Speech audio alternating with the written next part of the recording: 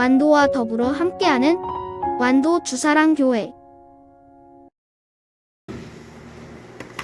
오늘 하나님 우리에게 주신 말씀은 느헤미야 13장 10절에서 31절까지 말씀인데, 오늘은 10절에서 22절까지 말씀만 한 절씩 교독해서 읽도록 하겠습니다. 느헤미야 13장 10절에서 22절까지 우리 한 절씩 교독해서 읽도록 하겠습니다. 내가 또 알아본즉 레위 사람들이 받을 몫을 주지 아니하였으므로 그 직무를 행하는 레위 사람들과 노래하는 자들이 각각 자기 밭으로 도망하였기로 내가 모든 자를 하나님의 전에 노래하여 모욕하라 내느냐고 또 레위 사람들을 불러 자신의 제자에게서 이에 온 유다가 곡식과 새 포도주와 기름의 11조를 가져다가 곡간에 드림으로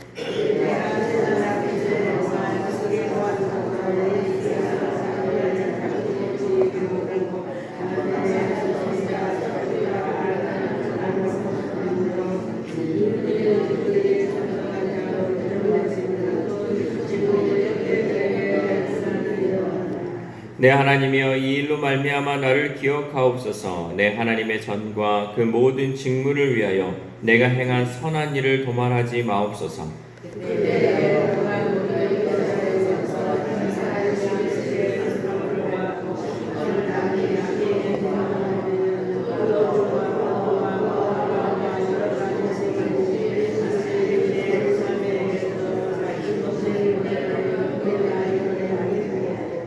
또 두롯 사람이 예루살렘에 살며 물고기와 각양 물건을 가져다가 안식일에 예루살렘에서도 유다 자손에게 팔기로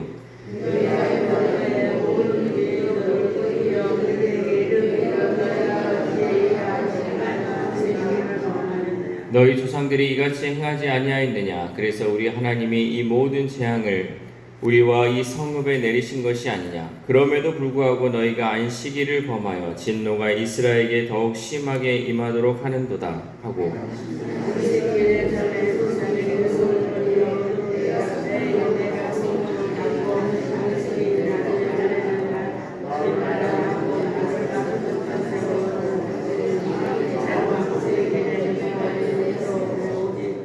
장사꾼들과 각양 물건 파는 자들이 한두 번 예루살렘 성 밖에서 잠으로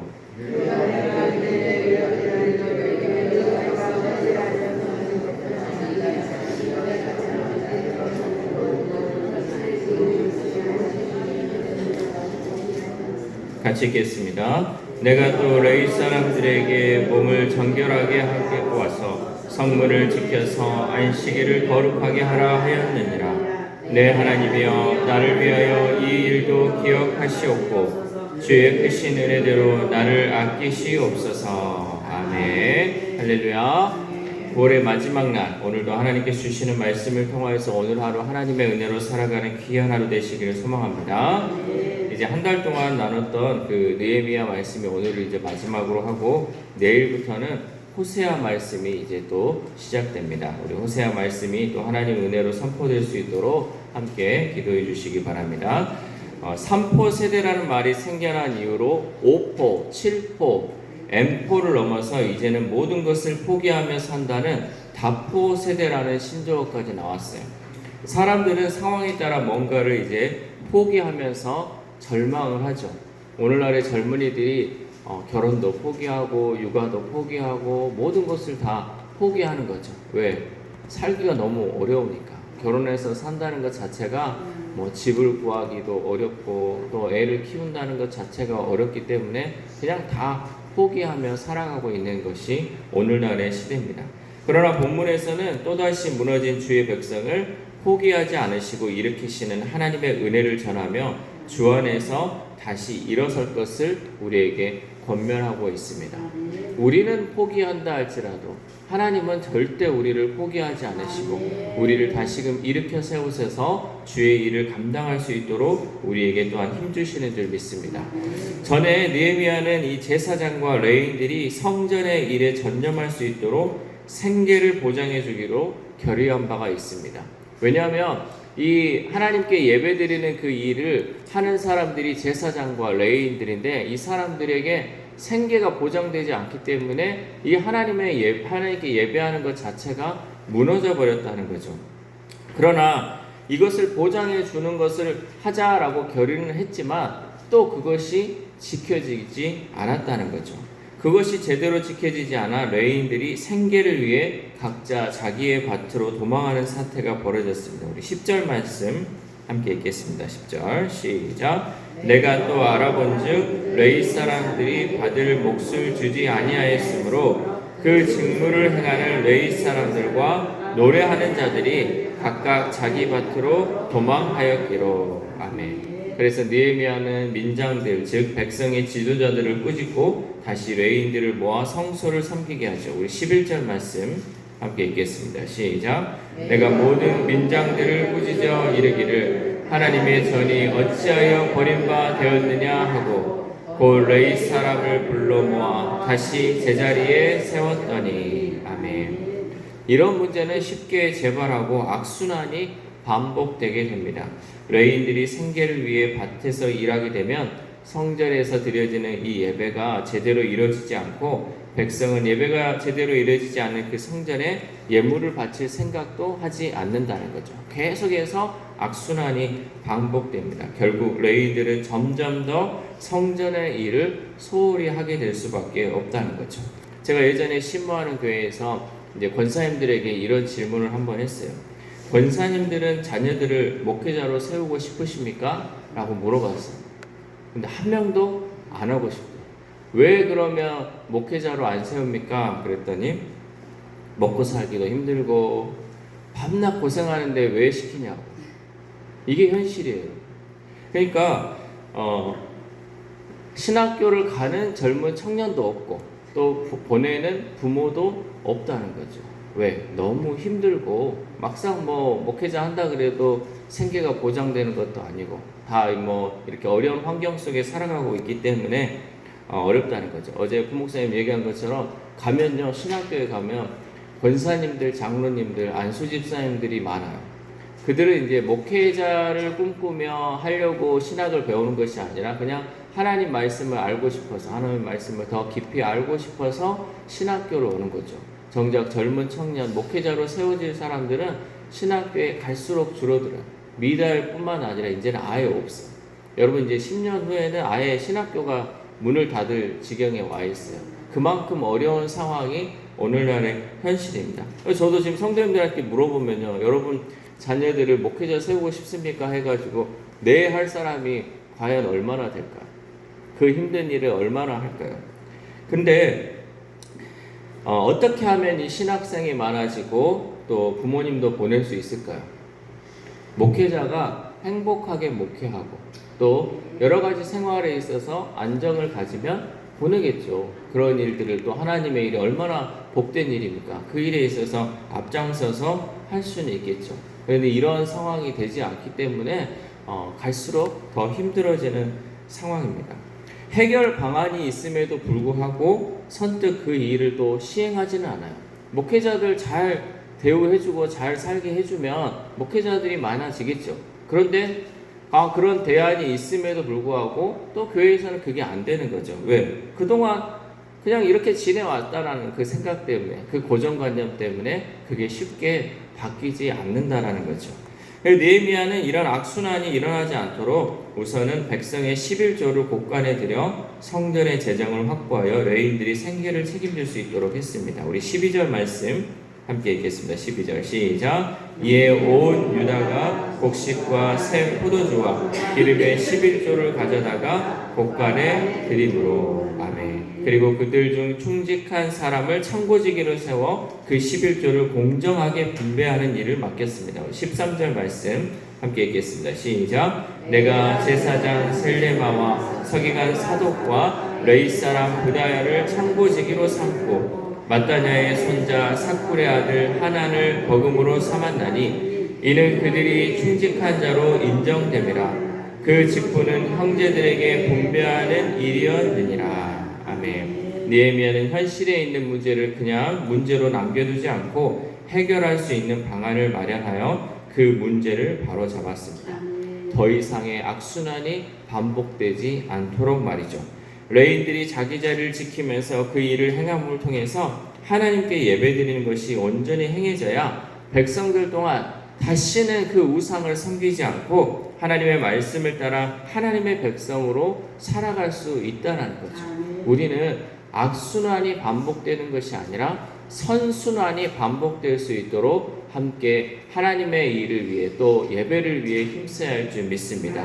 우리가 무엇보다도 귀중한 것은 하나님께 예배하는 것이 무너지지 않도록 그 일에 힘쓰며 도우는 저와 여러분 되시기를 소망합니다. 또한 느헤미야는 이스라엘 백성들이 안식일을 잘 지키지 않고 안식일에 물건을 사고 파는 일들이 행해지는 것을 보게 되는 거죠. 우리 15절 말씀 함께 읽겠습니다. 시작. 그때 내가 본즉 유다에서 어떤 사람이 안식일에 술틀을 밟고 곡식단을 하나님께 치러 운반하며 포도주와 포도와 무화과와 여러 가지 짐을 지고 안식일에 예루살렘에 들어와서 음식물을 팔기로 그날에 내가 경계하였고. 아멘. 안식일은 모든 사람이 안식을 누리고 하나님의 형상으로서 존엄성을 회복하는 날입니다. 그렇기 때문에 하나님은 안식일을 정하고 아무도 일하지 못하게 하셨습니다. 그래서 하나님이 천지를 창조하실 때 6일 동안 하나님께서 천지를 창조하시고 7일째 쉬었다. 그래서 안식했다. 그거는 하나님이 쉬었기 때문에 또 인간들 또한 하나님의 형상으로 지음받은 사람이 6일 동안 일하고 하루는 꼭 쉬게끔 했다는 거죠. 그래서 하나님의 형상인 이 사람들이 안식을 누림을 통해서 그날 하나님께 감사하며 예배하며 하나님을 높이는 그런 시간들을 마련했다는 거죠. 그런데 이 느헤미야가 있는 이때에 안식일이 제대로 지켜지지 않고 있다는 것을 보고 또 느헤미야는 이 안식일을 지키기 위해 힘썼다는 것이죠. 그런데 이렇게 하면 모두가 일하지 않을 때 자기만 일함으로써 큰 수익을 얻으려는 자들이 꼭 나타나게 말해요. 다 쉬고 있으니까 나는 이때 일을 해가지고 남들 쉴 때 일해서 나는 돈을 좀 벌어야지 라고 생각하는 사람들이 꼭 있다라는 거죠.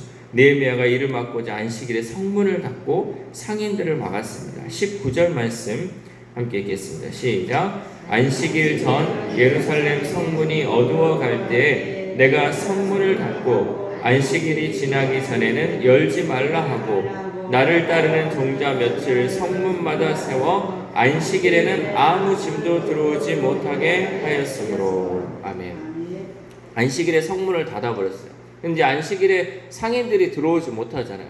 그런데 이렇게 하면 이제 안식일을 지키겠지 했는데 어떤 일이 벌어졌냐면 이제 성문 앞에서 자는 사람들이 생겨나는 거죠. 왜? 성문이 열리자마자 이제 내가 먼저 가서 물건을 팔아야겠다라는 마음으로 그 앞에서 이제 자는 사람들이 생겨났다는 거죠. 20절 말씀 시작. 장사꾼들과 각양 물건 파는 자들이 한두 번 예루살렘 성 밖에 잠으로. 아멘.